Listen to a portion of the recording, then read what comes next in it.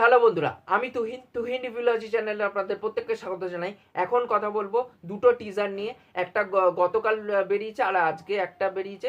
এই দুটো টিজার নিয়ে কিন্তু কথা বলবো। প্রথমে যদি ওয়াইআরএফ এর সাইয়ারা সিনেমাটা নিয়ে কথা বলি, এই টিজারটা কিন্তু মেগাস্টার ড্রপ করেছে জাস্ট কিছুক্ষণ আগে। টিজারটা কিন্তু আমার ওকে ওকে লেগেছে, খুব একটা যে এক্সট্রাঅর্ডিনারি লেগেছে সেটা আমি বলতে পারবো না। এবং মোহিত সুরি এই সিনেমাটা পরিচালনা করছে এবং তার পরিচালনা আমার খুব ভালো লাগে। খুবই একজন আন্ডাররেটেড পরিচালক, বাট আমার তার কাছে কিন্তু বেশ ভালো লাগে।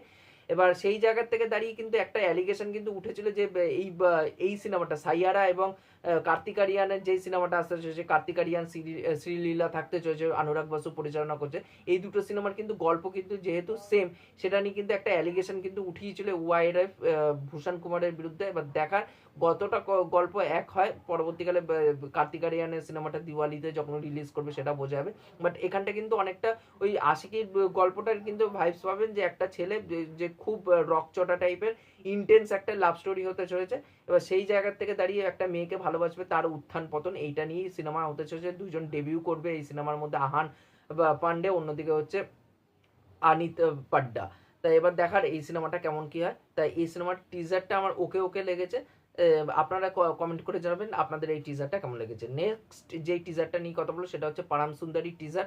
তাই এই সিনেমার মধ্যে মুখ্য ভূমিকা সিদ্ধার্থ মালহোত্রা এবং অন্যদিকে জাহ্নবী কাপুরকে দেখতে পাবো, যাকে আমার একদমই পছন্দ না জাহ্নবী কাপুর, সে এই সিনেমার মধ্যে থাকতে চলেছে। এবং এই সিনেমার গল্পটা এরকমই মনে হচ্ছে যে two states meets Chennai express, এরকমই একটা ভাইবস কিন্তু পাচ্ছে এই দুটো গল্পের। এবং এই টাইপের সিনেমার না, মানে এরকম রোম্যান্টিক সিনেমার আমি অতটাও বড় ফ্যান নই।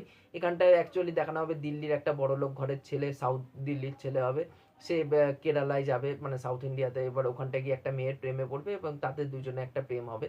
তাই এই গল্প হতে চলেছে। তা ওভারঅল আমার টিজারটা ওকে ওকে লেগেছে এবং ব্যাকগ্রাউন্ডে যে সোনু নিগমের গানটা যে বাজছে সেটাও আমার ওকে ওকে লেগেছে, খুব একটা এক্সট্রাঅর্ডিনারি লাগেনি।